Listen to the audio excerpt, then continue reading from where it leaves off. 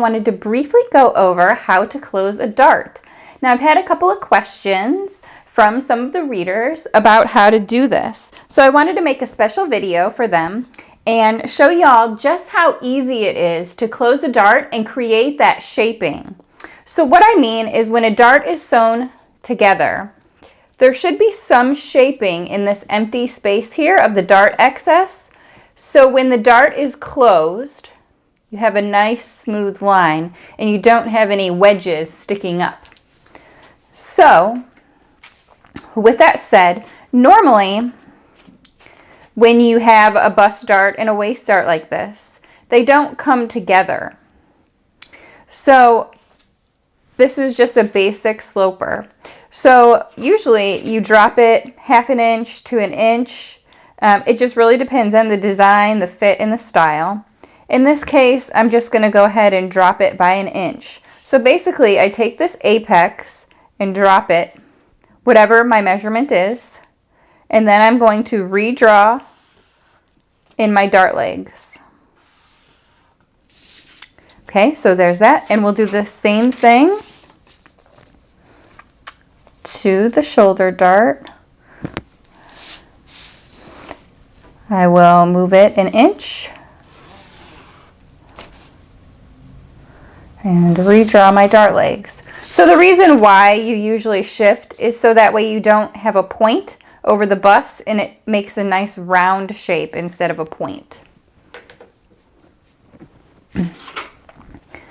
Okay, so the next thing that I do to close the dart is I like to use my awl and I score one of the dart legs.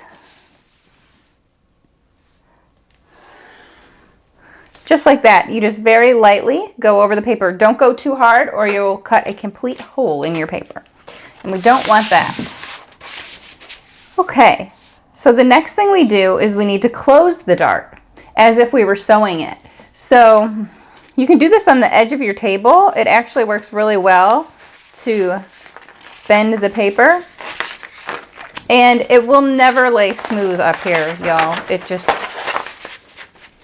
is what it is. So you bend the paper to your bust point and you fold it closed and as if you were sewing it.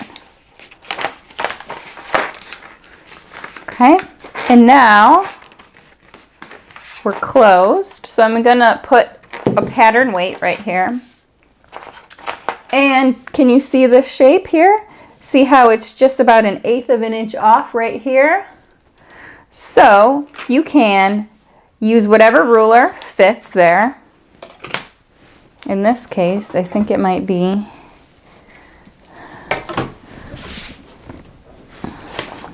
my hip curve.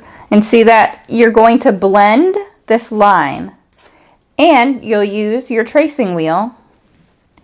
And then just push down hard and follow the shape of that ruler.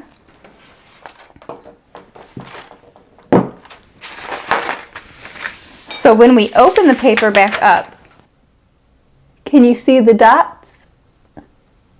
And then you can take your pencil and you draw in that shaping.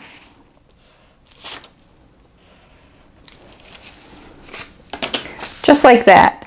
Now let's do the same thing for the top dart. And close that dart. Just like that. And again, do you see we have about the 1/8 of an inch there? So what you can do here on the shoulder is once again, connect this point to this point and just blend that line. And use your tracing wheel again.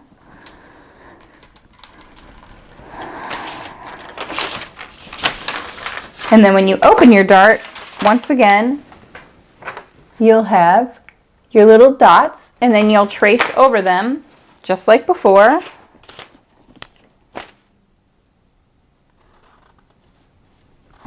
And now when we cut out our dart, I'll do it with the dart closed so you can kind of get the idea. Okay, so I've cut out my dart shape here. Let's see if I can you see that shape? It comes to a little point right here. So now when my dart is closed and sewn up, you can see there's no dart excess poking out anywhere, and everything is nice and smooth. And then we'll have the same thing with the top dart. When it's closed and sewn, all of the excess is underneath there. So I hope that you found that tutorial helpful, and if you have any questions, please leave a comment.